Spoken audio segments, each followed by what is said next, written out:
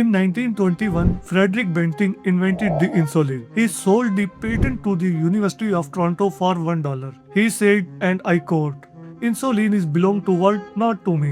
A vial of insulin cost in America $98. The same drug, the same vial in Canada $7. The same drug, different country 40 times the price.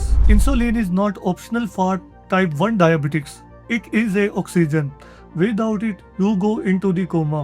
Without it, you die. By 2019, 1 in 4 insulin patients in America could not afford their medications. Over 1 million people reported rationing their doses, taking less than they described to make it last. Rationing insulin causes nerve damage, kidney failure, amputation, and blindness. People have making diet that calculation. Meanwhile, Americans were driving to the Canada to buy the same drugs at pharmacy across the border.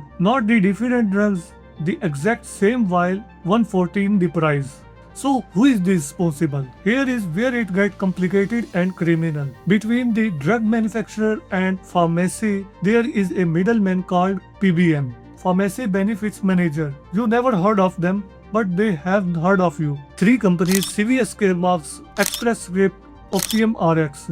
Controlled drugs benefit over 270 million Americans. Here is what is FTC found they were doing. PBM demands large rebates from manufacturer to put their drugs on the approved list. Manufacturer raised the price list to found those rebates. Cheaper insulin, ones that actually help the patient to get excluded because they cannot pay the large rebates. In September 2024, the FTC sold all 3 PBMs for artificial inflation insulin prices. In December 2025, the city of Philadelphia sued the same PBMs and manufacturer directly. In Feb 2026, Express Script reached the landmark settlement with the FTC. And in 2023, after years of public pressures, Eli Lilly capped the insulin price $35 a month for patients. That cap should happen in 1922.